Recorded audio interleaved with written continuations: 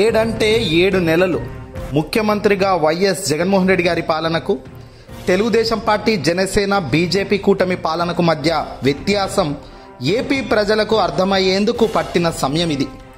అవును, ఎన్నికలకు ముందు అరచేతిలో వైకుంఠం పెట్టేస్తామన్నట్టుగా సాగిన కూటమి నేతల ప్రచారం ఆచరణకు వచ్చేసరికి పాతాళానికి చేరిన సంగతి ఈ పాటికే గ్రౌండ్ లెవెల్లో ప్రజానికంకు అర్థమైపోయింది.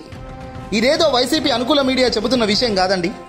అక్షరాలుగా తెలుగుదేశం పార్టీ అనుకూల పచ్చపత్రిక ఈనాడు నిగ్గుదేల్చిన అతిపెద్ద వాస్తవం.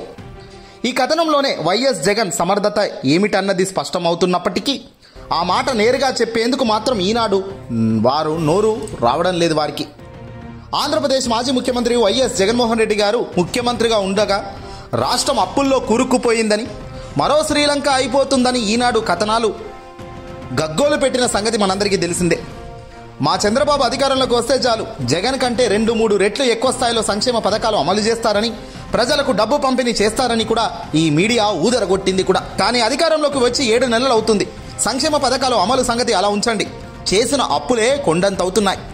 ఇదంతా రాష్ట్ర ప్రభుత్వం ఆశించినంత మేరకు ఆదాయం రాకపోవడం వల్లనే అని కలరింగ్ ఇచ్చేందుకు ఈనాడు ప్రయత్నించి విఫలం కూడా చెందింది. కానీ చంద్రబాబు నాయుడు నిర్వాహకుల పుణ్యమా అని ఆంధ్రప్రదేశ్ ఇప్పుడు నిజంగానే శ్రీలంక స్థాయికి ఆర్థిక సంక్షోభంలో కూరుకుపోనుందా అన్న అనుమానాలైతే చాలా మందిలో ఇప్పటికే వ్యక్తమవుతున్నాయి. వైఎస్ జగన్ ముఖ్యమంత్రిగా ఉన్న సమయానికి కూటమి ప్రభుత్వం అధికారంలోకి వచ్చి తర్వాత ఆదాయంలో చాలా వ్యత్యాసం కనబడుతుంది. కూటమి హయాంలో ఆదాయం తగ్గడమే కాకుండా బడ్జెట్ అంచనాలకు వాస్తవ అంకెలకు మధ్య తేడా బాగా ఎక్కువైపోయింది. అయితే ఈనాడు తన కథనంలో వైఎస్ జగన్ హయాంలో అంకెలకు ప్రస్తావించకుండా చంద్రబాబుకు జాకీలేసి ప్రయత్నాలు చేస్తున్నారు లేపడానికి. టీడీపీ, జనసేనలు 2 కేంద్రాల్లోని ఎన్డీఏ కూటమి భాగస్వామ్య పక్షాలు, రాష్ట్రంలోనూ బీజేపీ పార్టీ అధికార భాగస్వామ్య. ఇన్ని అనుకూలతలు కేంద్రం నుంచి రాష్ట్రానికి వచ్చిన గ్రాంట్ల జగన్ కాలం కంటే 22,213 కోట్లు తక్కువగా 9,703 కోట్లు ఉండటం గమనార్హం. దీన్ని బట్టే చంద్రబాబు కేంద్రంలో తిప్పుతున్న చక్రం వేగం ఏ పాటిదో అర్థమైపోతుంది. జగన్ హయాంలో కేవలం 9,703 గ్రాంట్ల రూపంలో వచ్చిన డబ్బు అయితే ఈ పాటికే చంద్రబాబు హయాంలోనే ఎక్కువగా వస్తుంది. అంటే అక్కడ చక్రం తిప్పుతున్నారు కదా. ఇక్కడ రాష్ట్రంలో ఒక్కసారి గ్రాఫ్ చూస్తే మాత్రం ఏకంగా డిసెంబర్ నాటికి ఏ స్థాయిలో గ్రాఫ్ పతనమైందో ఆంధ్రప్రదేశ్ గ్రాఫ్ చూడవచ్చు. July, August, September, October, November, December ఇది చాలు గ్రాఫ్స్ ఎలా ఉన్నాయన్న దానికి. రాష్ట్రంలో భూముల విలువలు తగ్గిపోయాయని, రియల్ ఎస్టేట్ దెబ్బతింటుందని, తాను అధికారంలోకి వస్తే భూముల విలువలు అమాంతం పెరిగిపోతాయని చంద్రబాబు ఎన్నికలకు ముందు ఊదరగొట్టారు మాటలు. టీడీపీ మీడియా, పార్టీ నేతలు ఇదే విషయాన్ని జోరుగా ప్రచారం కూడా చేయించుకున్నారు. జనం చాలా వరకు నమ్మారు కూడా. కానీ అధికారంలోకి వచ్చిన తర్వాత చూస్తే ఈ 7 నెలల్లో రిజిస్ట్రేషన్లు, స్టాంపు అమ్మకాల ద్వారా వచ్చిన రాబడి కేవలం 5,438 కోట్లు మాత్రమేనట. గత ఏడాది ఇదే కాలానికి ఈ మొత్తం 6,306 కోట్లుగా ఉంది. చంద్రబాబు కలల రాజధాని అమరావతిలోనూ భూమి ధరలు పెరగలేదు.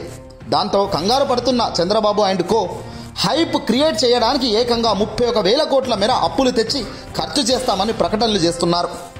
ఆ ప్రకారం అప్పులు కూడా సమీకరిస్తున్నారు. అమ్మకం పన్ను రాబడి కూడా గత ఏడాది కన్నా సుమారు 1,000 కోట్లు తగ్గింది. తాజాగా వచ్చిన జీఎస్టీ లెక్కలు చూస్తే మైండ్ బ్లాక్ అవుతోంది. 2023 డిసెంబర్ 12% వృద్ధి రేటు ఉంటే 2024 డిసెంబర్లో ఏకంగా కూటమి ప్రభుత్వం జీఎస్టీ -6%గా ఉంది. స్పష్టంగా పై గ్రాఫ్ మీరు చూడవచ్చు. ఆంధ్రప్రదేశ్లో ఏ నెల ఈ జీఎస్టీ ఏ గ్రాఫ్ ఎట్లా ఉందో చూడండి. కేవలం అక్టోబర్లో 12% ఉంది అంతే. మిగతా నవంబర్లో -10, డిసెంబర్లో -6. పక్క తెలంగాణ, కర్ణాటక, కేరళ, తమిళనాడు రాష్ట్రాలు చూస్తే అన్నీ కూడా గ్రీన్ రంగులోనే ఉన్నాయి, అంటే ప్లస్లోనే ఉన్నాయి. అత్యధికంగా కర్ణాటక ఏ స్థాయిలో పెంచుకుంటూ పోతుందో చూడండి. ఇక అన్ని కొద్దో గొప్ప పెరుగుతున్న కార్యక్రమాలు ఇక్కడ చూస్తుంటే కేవలం ఆంధ్రప్రదేశ్లో మాత్రం పతనం దిశగానే అడుగులు పడుతున్నాయి. నవంబర్ నాటికి 18,000 కోట్లకు పైగా ఖర్చు చేస్తే చంద్రబాబు పాలనలో అది కేవలం 8,329 కోట్లు ఉంది. సంపద సృష్టిస్తామని ఊదరగొట్టిన చంద్రబాబు ఏం సంపద సృష్టించారో అర్థం కావడం లేదు. ఇలా ఏ రంగం చూసుకున్నా గతానికి ఇప్పటికీ చాలా పోలికే ఉంది. జగన్ ప్రభుత్వంలో పోల్చితే చంద్రబాబు హయాంలో ఆర్థిక నిర్వహణ నాసీ రకంగా ఉందని అంకెలే స్పష్టంగా చెప్తుండడం, ఆ అంకెలు ఎల్లో మీడియా ప్రవేశపెడుతుండడం, ఇది కదా అసలు సినిమా అంటే. జగన్ ఆర్థిక విధ్వంసం చేశారు, ఆర్థికంగా అసలు ఏం తెలుసు అతనికి అంటూ ఊదరగొట్టిన ఎల్లో మీడియా టీడీపీ ఇప్పుడు సమాధానం చెప్పగలుగుతారా? ఎల్లో మీడియా అవే అబద్ధాలను మళ్ళీ మళ్ళీ చెబుతుంది. ఈనాడు కథనంలో ఇచ్చిన బడ్జెట్ అంకెలను పరిశీలిద్దాం. స్టాంపులు రిజిస్ట్రేషన్ల ద్వారా ఈ ఆర్థిక సంవత్సరానికి 13,500 కోట్లు రాబడి అంచనా వేస్తే కేవలం 5,438 కోట్లు వచ్చాయని సొంత ఈనాడు పత్రిక చెబుతున్న లెక్క ఇది. మిగిలిన 4 నెలల్లో 8,000 కోట్ల ఆదాయం రావడం ఎంతవరకు సాధ్యమో చెప్పాలి. అది చాలా కష్టం. అమ్మకం పన్ను ద్వారా 24,500 కోట్లు వస్తాయని లెక్కలేస్తే ఇప్పటి వరకు వచ్చింది ఇందులో సగం కంటే తక్కువగా. అంటే 24,500 కోట్లు వస్తాయని అంచనా వేస్తే వచ్చింది 11,303 కోట్లు మాత్రమే. అలాగే ఎక్సైజ్ డ్యూటీ ద్వారా 25,587 కోట్లు ఆదాయాన్ని బడ్జెట్ అంచనాగా చూపారు.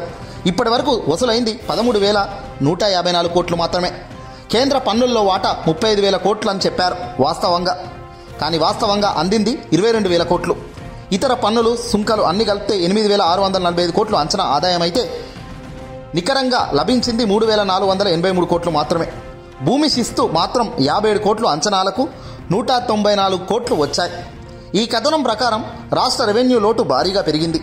అప్పట్లో 47,000 కోట్లు ఉంటే అది 2024 నవంబర్ నాటికి కేవలం 56,000 కోట్లకు చేరుకుంది. అంటే ఏ స్థాయిలో ఇవి పెరుగుతున్నాయో చూడండి. ఇదన్నమాట చంద్రబాబు సృష్టిస్తున్న అతిపెద్ద గొప్ప సంపద. రాష్ట్ర ఆర్థిక శాఖ మాజీ మంత్రి బుగ్గన రాజేంద్రనాథ్ రెడ్డి ఇటీవల మీడియాతో మాట్లాడుతూ ప్రవేశపెట్టిన ఈ ప్రయత్నం ఇప్పటికే 1,12,00,000 కోట్లు అంటే 1,12,000 కోట్లు అప్పులు చేసిందని వివరించారు. పెన్షన్కు 1000 పెంచడం మినహా సూపర్ 6 హామీలు జోలికి వెళ్ళకపోయినా ఈ ప్రభుత్వం ఎందుకింత అప్పులు చేసింది ఇంతవరకు వివరించలేదు. నిజానికి ఇలాంటి వాటిపై శ్వేతపత్రాలు వేస్తే ప్రజలకు వాస్తవాలు తెలుస్తాయి. మరోవైపు ప్రజలపై విద్యుత్ ఛార్జీల భారం 15,000 కోట్లు వేసేశారు. జగన్ హయాంలో నిర్దిష్టంగా స్కీములు అమలు చేయడమే కాకుండా పోర్టులు, మెడికల్ కాలేజీలు తదుపరి అభివృద్ధి పనులు చేపట్టింది. ముఖ్యంగా కరోనా సంక్షోభాన్ని సమర్థవంతంగా ఎదుర్కొంది. అలాంటి సమస్యలు ఏమీ ఇప్పుడు లేకపోయినప్పటికీ, స్కీములు అమలు కాకపోయినప్పటికీ, అభివృద్ధి ప్రాజెక్టులు లేకపోయినప్పటికీ రాష్ట్రానికి అప్పులు ఉబ్బిలో ఎందుకు తీసుకెళ్తున్నారో అర్థం కావడం లేదు. ఆర్థిక సంక్షోభంలోకి రాష్ట్రాన్ని తీసుకువెళ్తూ తమది విజన్ 2047 అని ప్రచారం చేసుకోవడం ఇంతకన్నా దిక్కుమాలిన రాజకీయం ఎవడైనా చేయగలుగుతాడా? చంద్రబాబు నాయుడు తప్ప అంటున్నారు ప్రజానీకం అంతా కూడా. ఈయనకు ఒత్తాసు పలుకుతున్న పవన్ కళ్యాణ్ రాబోయే కాలంలో అతిపెద్ద సమాధానాలు చెప్పే పరిస్థితిలో ఉంటాడనగా తప్పని పరిస్థితి. ఇన్ని లక్షల కోట్ల అప్పులు తెచ్చి ఎక్కడికి పెడుతున్నారు, ఎవరు దొబ్బుతున్నారు అనేది కూడా ప్రశ్నార్థకంగానే మారింది. ఏది ఏమైనా రాబోయే కాలంలో మరిన్ని బయటపడతాయి. అప్పుడు అసలు లెక్కలు బయటకు చెప్పాల్సిందే.